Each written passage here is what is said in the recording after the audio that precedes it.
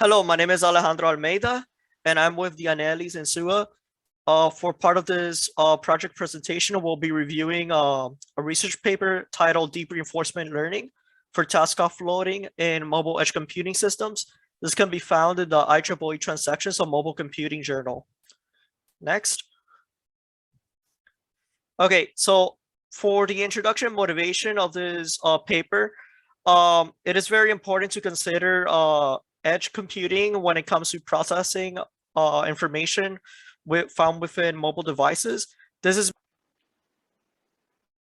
Hello, my name is Alejandro Almeida, and I'm with the Anelis Insua. As a part of this paper review, we are reviewing deep reinforcement learning for task offloading and mobile edge computing systems, which can be found in the Journal of the IEEE Transactions on Mobile Computing. Next. So in modern times, it is a responsibility for mobile devices to be capable of processing intensive computational tasks.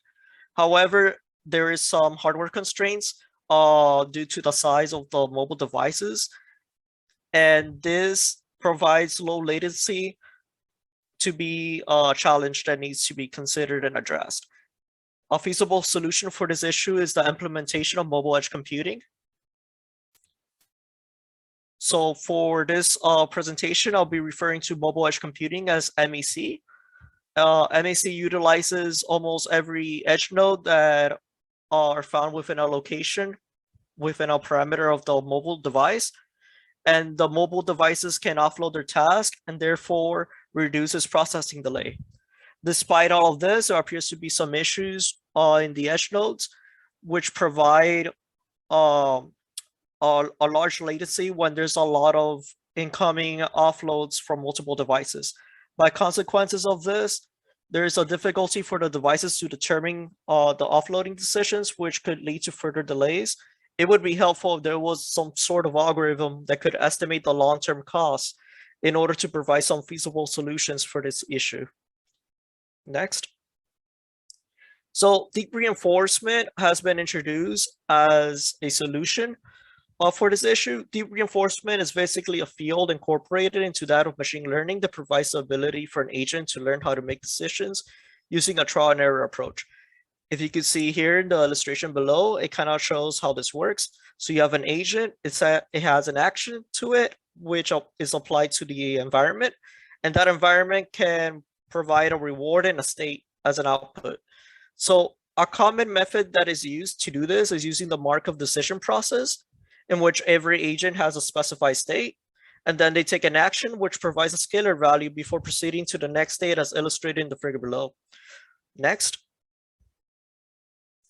So there is a proposed offloading algorithm. The paper proposed an algorithm for offloading that was implemented using deep reinforcement machine learning. The DRL-based task offloading algorithm enables devices to make their offloading decisions without needing any prior knowledge of the task modules and decisions of other mobile devices. It has the capability to estimate the long-term cost by the implementation of following techniques involving that of long short-term memory, dueling queue networks, and double dueling queue networks. So long short-term memory is referred to a recurrent neural network that provides the ability to learn the dependence of an order and prediction problems. It can be used for a lot of applications, including that of speech recognition and machine translation. Dueling queue networks utilizes two streams of data that individually estimate the scalar values and advantages.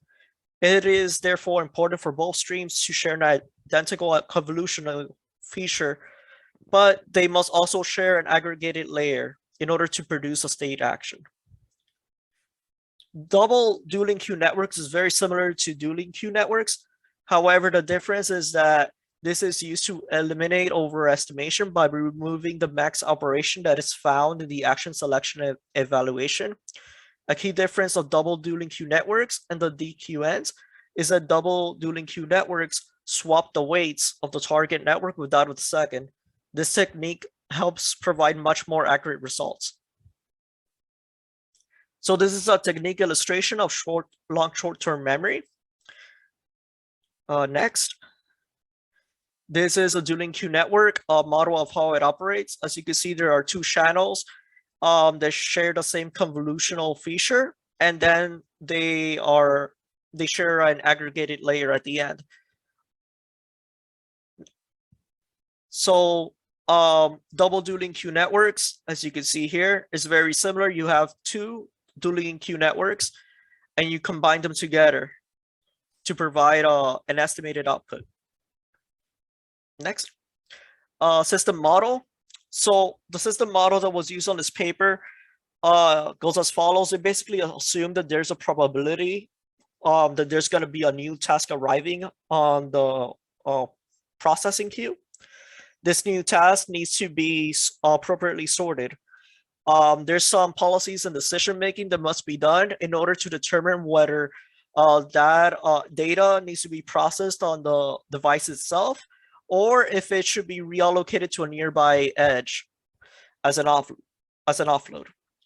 If it is processed locally, then the task is added to the device's computational queue. So if the task is then offloaded to the nearest edge for processing, then it would be added to the transmission queue instead of the computational queue. As you can see in the diagram below, you have a scheduler, which is found within the mobile device. The data it needs processing goes into the scheduler. The scheduler then has to determine whether it would want to process the data on the device itself using the computational queue, or if it wants to process the data using the transmission queue, which then it would basically transfer the data from the wireless link over to a local edge node for processing. It is important for these devices to accurately decide which medium it wants to process the data in, because doing so could actually reduce cost and the time effectiveness of actually having that data processed. Next. So computational queue works as in first in, first out. It's basically just a queue. And this queue, what it does is that the tasks are allocated to be locally processed based on the scheduler's decision, as I previously mentioned. The processing capacity of the mobile device's CPU is noted in cycles per second, and it is considered a constant value. You could refer to this also as hertz, or in modern terms, we use gigahertz for a lot of these devices. Next. A time slot is then allocated in order to determine whether the task has been dropped or processed. So basically, this time slot is calculated and initialized by the scheduler itself. And if, for example, the time slot were to expire, then the data that's being processed would actually be dropped. Next.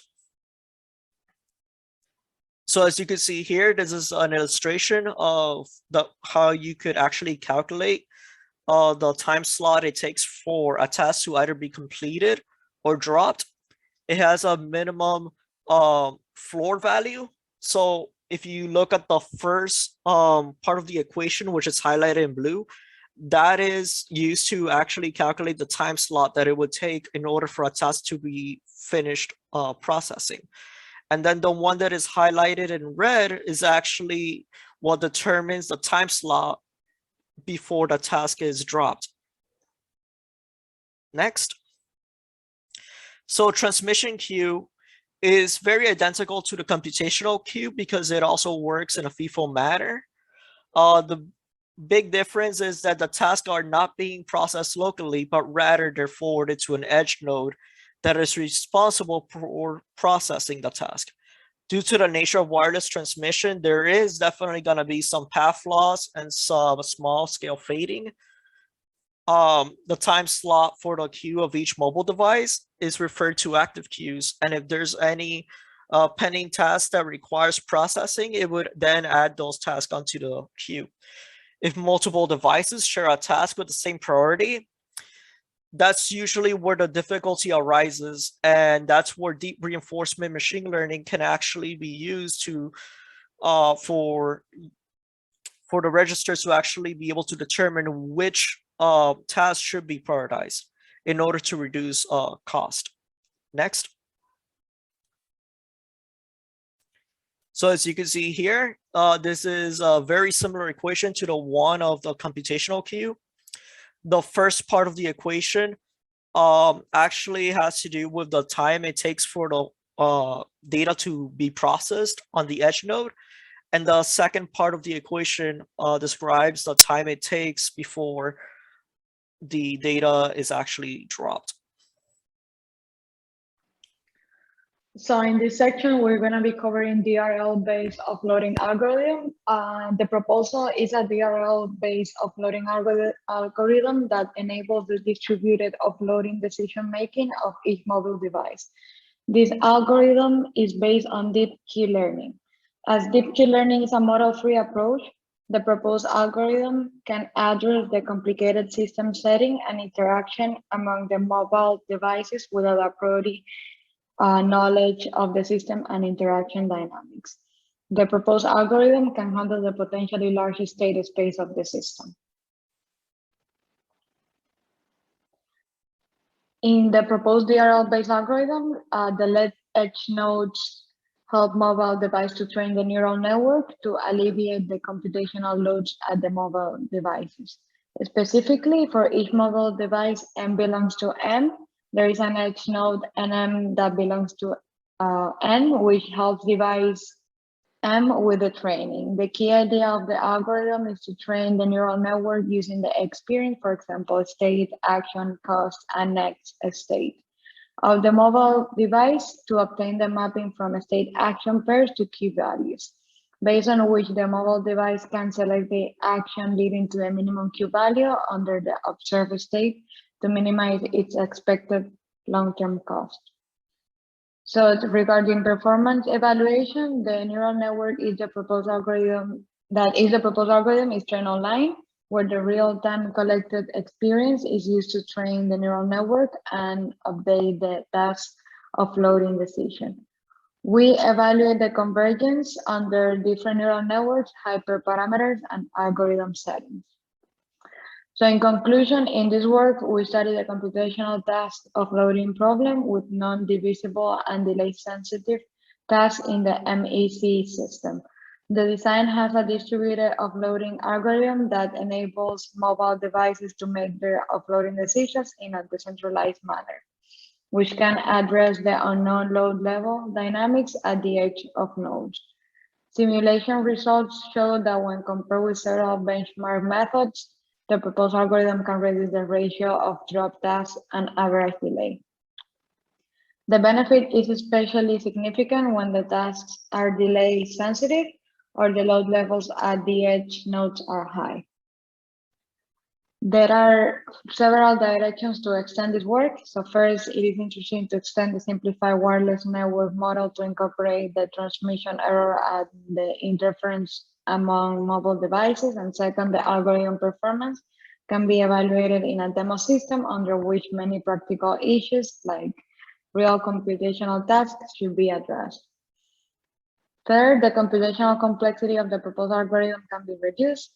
This can be achieved by incorporating deep compression to reduce the number of multiplication operations in the neural network and incorporating transfer learning to accelerate the convergence.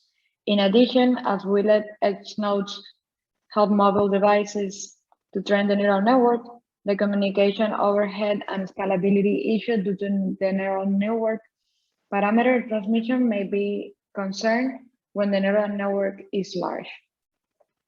To extend this work, deep compression can be applied to reduce the number of weights of the neural network and the number of bits required to represent each weight. Furthermore, to enhance the performance in the proposed algorithm under non-stationary environment, it is interesting to incorporate techniques such as the reinforcement learning for non-stationary environment and lifelong reinforcement learning. To finalize, game theoretic and multi-agent reinforcement learning techniques can be applied to further understand the strategic interactions among mobile devices. Those techniques can be incorporated into the proposed algorithm to further address the load level dynamics at the edge of nodes. Thank you for being part of our presentation.